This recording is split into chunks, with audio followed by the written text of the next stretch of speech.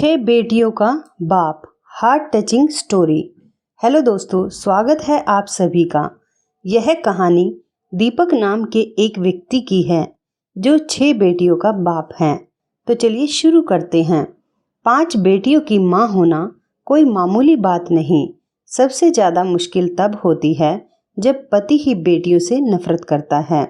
पहली बेटी पैदा हुई तो ससुराल वालों ने झूठे में मुबारकबाद दी थी, मगर एक के बाद एक बेटियों की पैदाइश से ससुराल वालों ने मेरा जीना मुश्किल कर दिया था। शायद जिस गांव में मैं रहती थी वहां पर एक औरत को सम्मान तभी दिया जाता था जब वह बेटियों के साथ बेटे की भी मां बने। जब मेरे पास चौथी बेटी पैदा हुई तो पति ने उस बेटी को देखना भी गवारा ना किया और सास मुझे अस्पताल में अकेला छोड़कर वापस आ गई। जब तबीयत कुछ ठीक हुई तो अपनी फूल सी बेटी को लेकर मैं खुद ही घर की तरफ बढ़ी। जब मैं अस्पताल से बाहर निकली तो एक गरीब बूढ़ी औरत बाहर बैठी थी। मुझे देखकर खुश हुई और बच्ची को मांगने लगी। मैंने बच्ची को दे दिया तो कहने लगी, परेशान मत हो, एक दिन तुम्हारा पति तुझे जरूर मानेगा। मैं थोड़ा सा मुस्कुरा दी। घर आते ही मुझ पर मुसीबतों का पहाड़ टूट पड़ा। पति ने मेरा स्वागत थप्पड़ मारकर किया। सास ने मुझसे मेरी बेटी को लेकर बिस्तर पर पटकने के अंदाज में रखा और कामों को मेरे हाथ में पकड़ा दिया।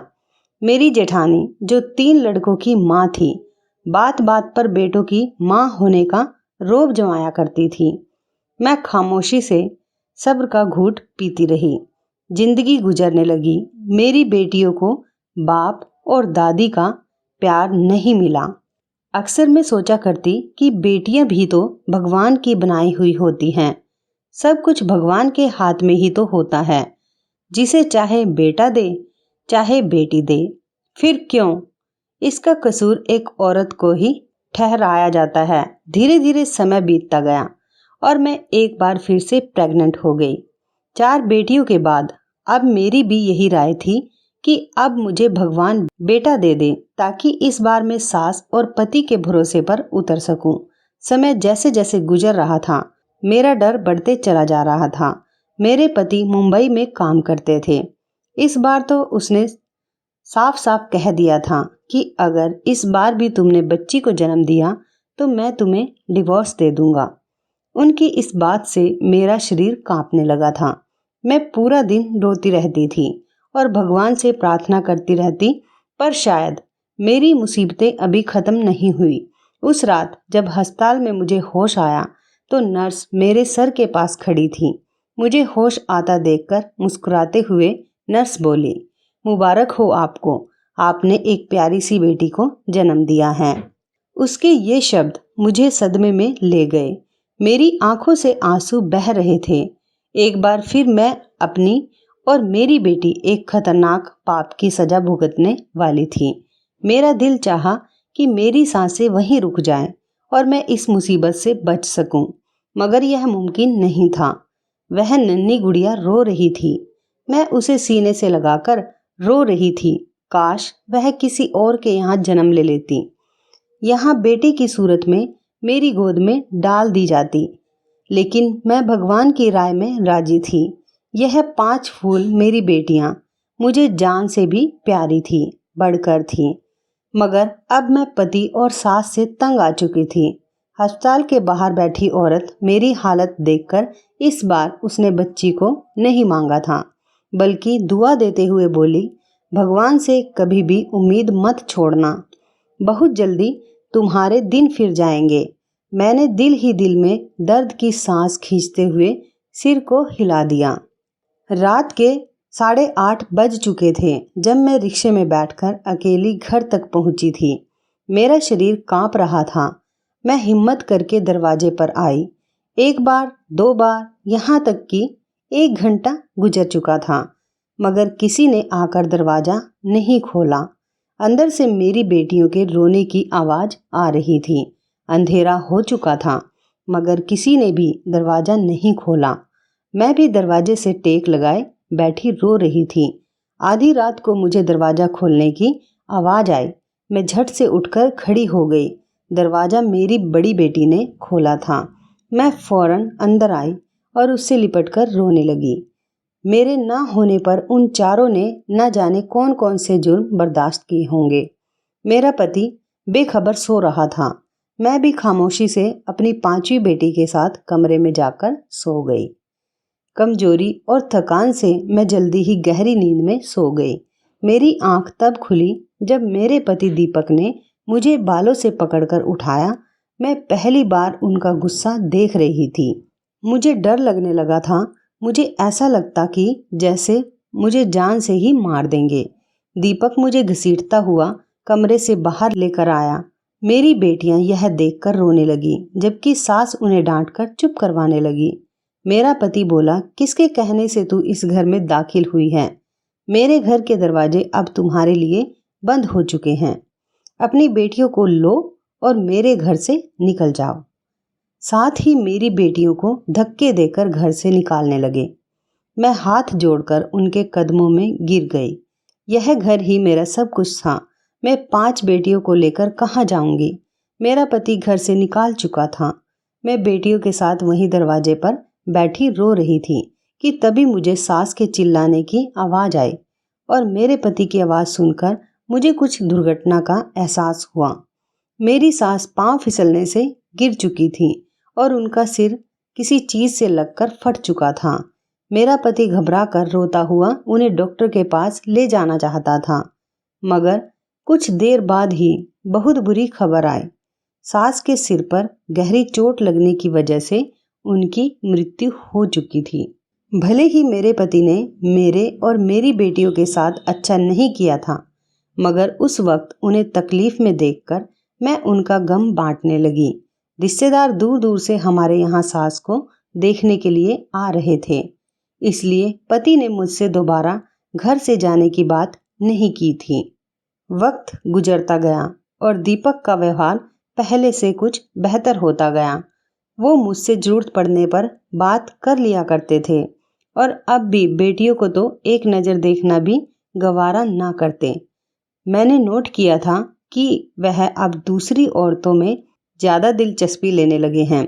मेरे सिर पर अब एक और खतरा घिर चुका था। कहीं वह बेटे की चाह में दूसरी शादी ही ना कर ले। मेरी बेचैनी दिन ब दिन बढ़ती चली जा रही थी और एक दिन ऐसा भी आ गया जब मेरा सोचना सही साबित हो गया। मेरा पति मेरे पास आया और संजीदा शब्दों में बोला, मम्मी को गुजरे हुए 3 महीने हो चुके हैं और अब मुझे वापस मुंबई भी जाना है। मैं मुंबई जाने से पहले दूसरी शादी करना चाहता था, क्योंकि तुम तो बेटियां पैदा करने की मशीन बनी बैठी हो।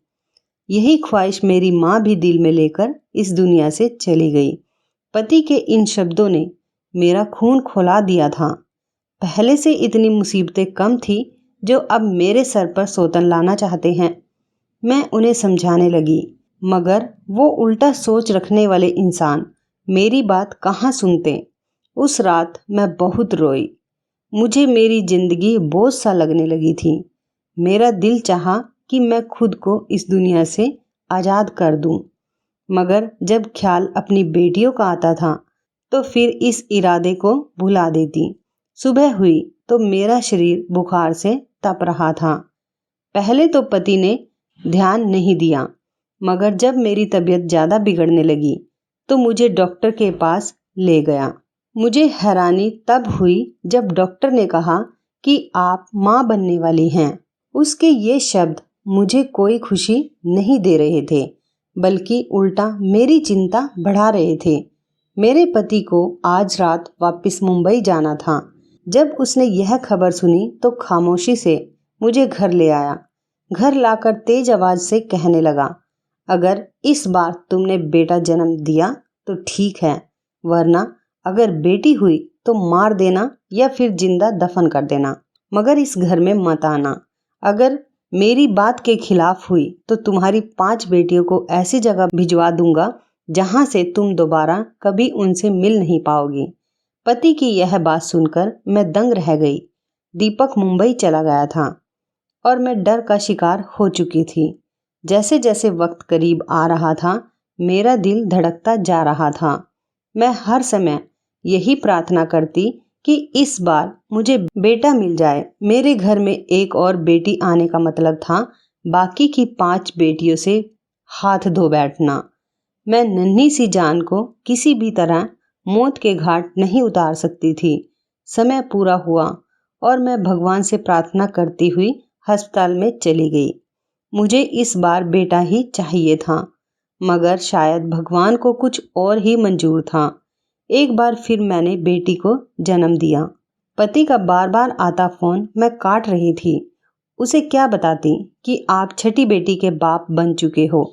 मेरे लिए यह बिल्कुल भी आसान नहीं था, मगर अब मैं दिल पर पत्थर रखकर फैसला कर चुकी थी। मैं इस बेटी को अपने साथ नहीं लेकर जाऊंगी। मैं इस मासूम बच्ची को मारने का सोच भी नहीं सकती थी और ना ही उसे जिंदा दफन कर सकती थी।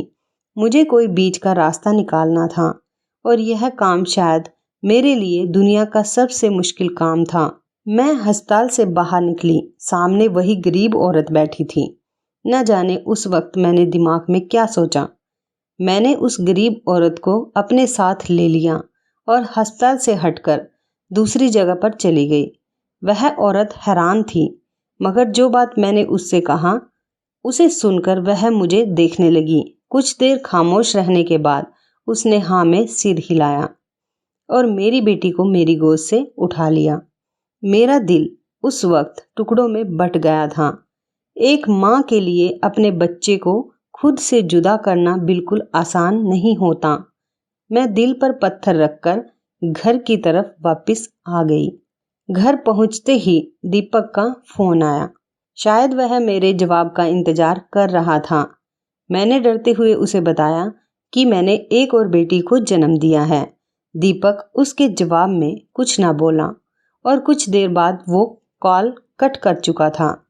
वक्त गुजरता गया और दीपक को गए हुए 3 साल बीत गए। इस दौरान वह एक बार भी वापस नहीं आए थे और ना ही मुझसे कभी बात करने की कोशिश की थी। पैसे जरूर भिजवा दिया करते थे, जिससे मेरा और मेरी बच्चियों का गुजारा हो जाया करता था। मुझे दोबारा वह गरीब औरत कहीं भी नजर नहीं आई और मेरी 5 बेटियां मेरे पास ही थी, मगर मुझे रह रहकर उस बच्ची की याद सताती रहती थी जिसे मैंने 3 साल पहले एक गरीब औरत को दे दिया था। अब तो लोग तरह तरह की बातें करने लगे थे। कुछ का कहना था कि मुंबई में किसी दूसरी लड़की से शादी कर ली है और कोई बता रहा था कि दीपक की दूसरी पत्नी से बेटा पैदा हुआ है। इन लोगों की बातें मुझे परेशान कर रही थी। मैं जब भी पति को कॉल करती वह मेरा फ़ोन नहीं उठाते थे। अब तो उन्होंने पैसे भेजना भी बंद कर दिया था। अब भीख मांगने की नौबत आ चुकी थी। जब घर में पूरे खाने पीने की चीज़ें ख़त्म हो गई थी तो मैंने खुद काम करने का फैसला किया। जहाँ भी काम मांगने जाती तो लोग मेरा मजाक उड़ाते कि पति मुंबई में लाखों कमा रहा है और पत्नी घरों में नौकरी ढूंढ रही है। पति का इंतजार करते करते 18 साल बीत गए। मैंने अपनी 3 बेटियों की शादी कर दी थी। 18 सालों में मैंने झाड़ू पोछा करके अपनी बच्चियों को पाल पोस कर बड़ा किया था, जबकि पति ने इस दौरान एक बार भी पलट कर नहीं देखा था।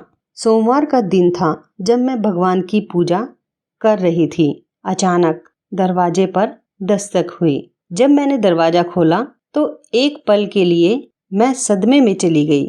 मेरा पति दीपक 18 साल के बाद मेरे सामने खड़ा था। मुझे देखकर जरा सा मुस्कुराया और अंदर आ गया। उसने घर आते ही मुझसे बिना कुछ बात किए सिर्फ इतना कहा, अब मैं हमेशा हमेशा के लिए वापस आ चुका हूँ और अब सारा कारोबार यही करेगा।